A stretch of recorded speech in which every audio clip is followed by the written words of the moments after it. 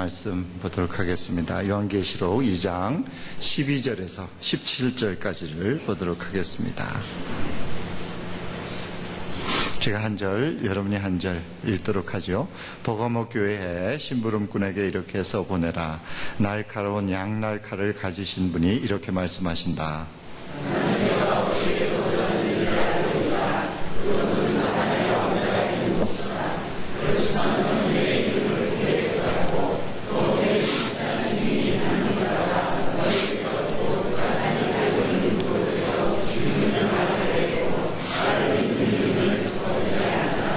그러나 나는 내게 몇 가지 나무랄 것이 있다. 너희 가운데는 발람의 가르침을 따르는 자들이 있다. 발람은 발락을 시켜서 이스라엘 자손 앞에 올무를 놓게 하고 우상의 제물을 먹게 하고 음란한 일을 하게 한 자다.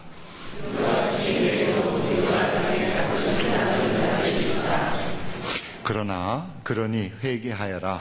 만일 회개하지 않으면 내가 속히 너에게로 가서 내 입에서 나오는 칼을 가지고 그들과 싸우겠다. 귀가 있는 사람은 성령이 교회들에 하시는 말씀을 들어라. 이기는 사람은 내가 감추어둔 만나를 주겠다.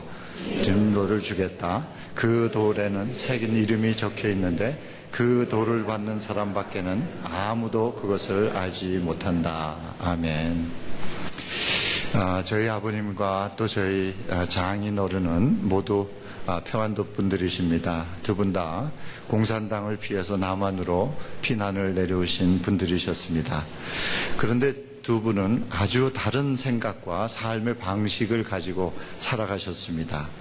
저희 아버님은 공산당을 없애야 된다고 하시면서 대한민국 육군에 들어가서 6.25 때 공산국과 싸우셨습니다. 그런데 저희 장인어른은 6.25 때 서울에 계시면서 공산당이 들어오면 아이들을 모아놓고 공산당 노래를 가르쳐 주시고 또 국군이 들어오면 아이들을 모아놓고 국군 노래를 가르쳐 주셨다고 그럽니다. 아버님은 언제나 옳고 그른 사람과 옳고 그런 것을 반드시 따지고 넘어가셔야 하는 그런 분이었어요. 그래서 아버님은 언제든지 좋아하는 사람과 싫어하는 사람이 분명하셨습니다. 그러나 장인어른은 옳고 그른 것은 그렇게 많이 따지지 않는 것 같았어요. 그래서 모든 사람들과 대부분의 사람들과 원만한 관계를 이렇게 맺으며 살아가셨습니다. 그런데 예수 안에서 한 교회를 섬기면서 두 분이 사돈으로서 또 친구로서 얼마나 친하게 이렇게 잘 지내셨는지 가깝게 지내셨는지 모릅니다.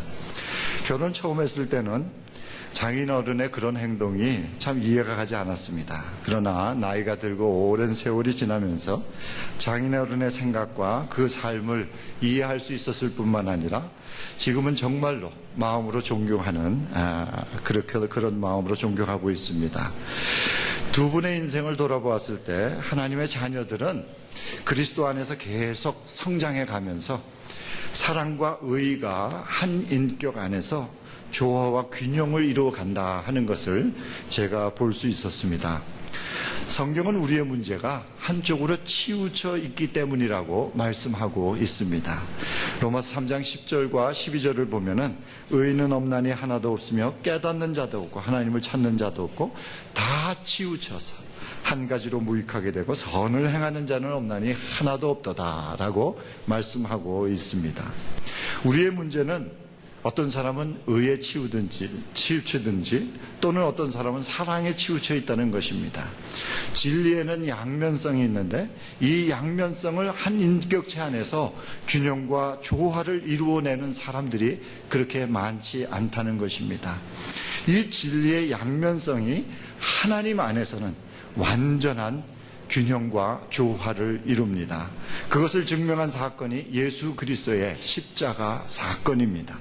예수 그리스도의 십자가는 하나님의 공의와 하나님의 사랑이 완벽하게 조화를 이룬 것을 보여준 사건입니다.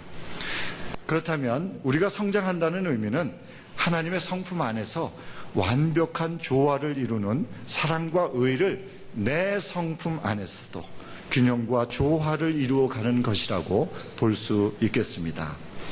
이제까지 우리는 예배소 교회를 통해서 사랑하는 성도가 교회를 세운다는 것과 서문학 교회를 통해서 충성하는 성도가 교회를 세운다는 것을 배웠습니다.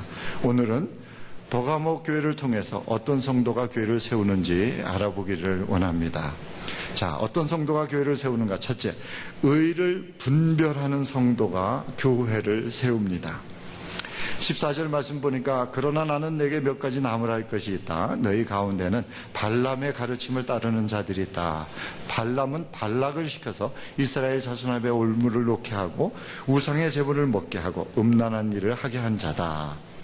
예수님께서는 버가모 교회의 믿음을 칭찬하셨습니다. 요한계시록이 쓰여질 당시에 교회의 가장 큰 문제는 로마 숭배 사상이었습니다. 로마의 황제가 온 세상의 주인이라는 것입니다. 그런데 문제는 그리스도인들은 그리스도가 온 세상의 주인이라는 것입니다. 그 당시에 로마 정부나 관리나 로마 정부의 관리나 군인이 되려면 황제가 나의 주인입니다 하고 고백을 했어야 됐습니다. 그런데 그렇기 때문에 그리스도인들은 그리스도가 나의 주인입니다 하고 고백한 사람들이기 때문에 로마 정부의 관리나 군인이 될 수가 없었습니다. 뿐만 아니라 그리스도가 온 세상의 주인이라고 하는 것은 로마 법에 어긋나는 것이기 때문에 사형에 처해질 수도 있었습니다.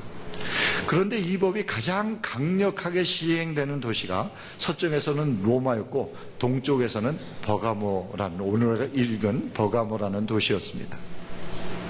그래서 본문 말씀에 버가모가 사탄의 왕좌가 있는 곳이다 라는 표현이 나옵니다. 버가모 교회 성도들은 이런 도시에 살면서 죽기까지 믿음을 지켰다, 그렇게 말씀을 하고 있어요. 13절 말씀 보니까 나는 내가 어디에 거주하는지를 알고 있다. 그곳은 사탄의 왕좌가 있는 곳이다. 그렇지만 너는 내 이름을 굳게 붙잡고 또 내 신실한 증인인 안디바가 너희 곁 곧 사탄이 살고 있는 그곳에서 죽임을 당할 때에도 나를 믿는 믿음을 저버리지 않았다라고 예수님께서 칭찬하십니다. 자, 끌려가서 말이에요. 내 주인이 누구냐 하고 물었을 때 로마 황제가 내 주인입니다 라고 한마디만 하면 그냥 살아날 수 있는 것이에요. 그런 상황입니다. 예. 그런데 끝까지 그리스도가 나의 주인입니다 라고 말해서 죽었다는 거예요. 모두가 다 그런 믿음을 가지고 살았다는 것입니다. 우리의 생각에는 그런 믿음이면 되지 않겠나 하고 생각을 됩니다. 그러나 주님께서는 그들에게도 책망할 것이 있다고 말씀하시면서 그들에게 발람의 가르침을 교회가 허용한 것에 대해서 지적하고 계십니다. 의로운 행실, 의를 분별하지 못한 것을 지적하시는 것입니다. 발람은 메소포타미아의 선지자였고 발락은 모압 족속의 왕이었습니다. 이스라엘 민족이 가나안으로 들어가기 위해서 이제 광야 40년 생활을 마치고 가나안 땅으로 들어가기 위해서 모압 지방을 지나가게 되었는데 그들의 수가 모압 족속보다 많으므로 모압 왕은 혹시 이스라엘이 자기들하고 싸움을 해서 자기들이 질 것 같은 그러한 두려움에 사로잡혀 있었습니다. 그래서 모압 왕 발락은 선물과 함께 많은 사람들을 발람에게 보내서 이스라엘을 저주해 달라고 부탁을 합니다. 그러나 하나님께서는 이스라엘을 저주하지 못하게 하심으로 발람은 결국 이스라엘을 저주하지 못하고 이스라엘을 오히려 축복하고 돌아가게 됩니다. 그러나 이 사건의 결과는 이스라엘 백성이 우상의 제물을 먹고 모압 여인들과 간음하는 죄를 짓게 되는 그러한 동기를 제공하게 됩니다. 그러므로 발람의 가르침이란 하나님의 백성으로 하여금 죄를 짓게 하는 잘못된 가르침이라고 볼 수가 있습니다. 그런데 버가모 교회가 생명을 걸고 예수 그리스도를 주로 시인하는 믿음을 지켰음에도 불구하고 잘못된 가르침을 분별하지 못하고 잘못된 가르침을 따르는 사람들이 있었다는 것입니다. 그러므로 교회가 복음의 진리를 바르게 가르치고 배우는 것은 대단히 중요한 사안입니다. 성도들이 모두 다 목사나 신학자와 같은 지식을 가져야 된다는 말은 아닙니다. 그러나 복음이 무엇인지는 명확하게 알고 있어야만 합니다. 잘못된 가르침을 들으면 이것은 잘못되었구나 하고 알아야 한다는 것입니다. 그러기 위해서는 교회에서 하는 성경 공부에 참여해야 합니다. 성경을 열심히 공부하고 성경을 열심히 읽어서 옳은 것이 무엇인지를, 정말 성경이 말씀하고 있는 의가 무엇인지를 분별할 수 있어야 합니다. 성경을 배우고 가르치는 것은 초대교회에 있어서 초대교회에 있었던 4가지 특성 중에 하나입니다. 사도행전 2장 42절을 보면은 초대교회의 특성을 이렇게 말씀하고 있습니다. 그들은 사도들의 가르침에 몰두하여 서로 사귀는 일과 빵을 떼는 일과 기도에 힘썼다라고 기록하고 있는데요. 예루살렘 교회의 모본이라고 할 수 있는 이런 예루살렘 교회의 특성 4가지는 성경 공부하는 것과 교제하는 것과 예배 드리는 것과 그리고 기도하는 것이었습니다. 그 중에서 성경 공부하는 것을 가장 먼저 앞에 놓고 있다는 사실입니다. 자, 어떤 성도가 교회를 세우는가? 첫째, 의를 분별하는 성도가 교회를 세웁니다. 둘째, 의를 사모하는 성도가 교회를 세웁니다. 15절 말씀 보니까 이와 같이 내게도 니고라당의 가르침을 따르는 사람들이 있다. 그러니 회개하여라. 만일 회개하지 않으면 내가 속히 너에게로 가서 내 입에서 나오는 칼을 가지고 그들과 싸우겠다라고 말씀하고 있습니다. 예수님께서 버가모 교회에게 니골라당의 가르침을 따르는 사람이 있다고 책망하셨는데, 그러면 니골라당이란 무엇인가?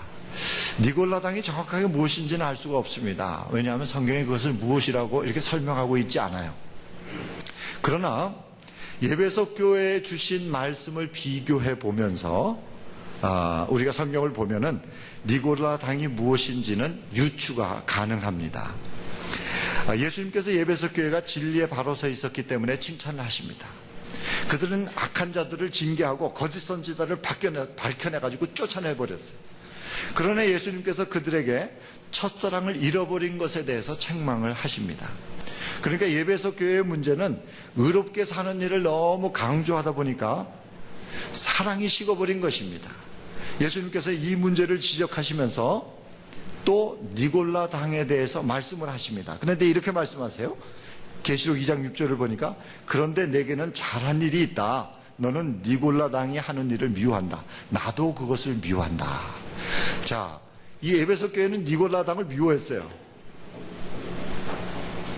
그런데 버가모 교회는 니골라 당의 가르침을 따르는 사람들이 있었어요. 그런데 예수님께서는 니골라 당을 미워한다. 그렇게 말씀하시는 거예요. 14절 15절 말씀 보니까 그러나 나는 내게 몇 가지 나무랄 것이 있다. 너희 가운데 발람의 가르침을 따르는 자들이 있다. 발람은 발락을 시켜서 이스라엘 자손 앞에 올무를 놓게 하고 우상의 제물을 먹게 하고 음란한 일을 하게 한 자다. 이와 같이 내게도 니골라 당의 가르침을 따르는 자들이 있다. 이와 같이라는 접속자는 니골라 당의 가르침이 이스라엘의 백성을 죄짓게 만든 발람의 가르침과 같은 것이다 하고 말씀을 해주고 있습니다. 자, 정리를 해봅시다.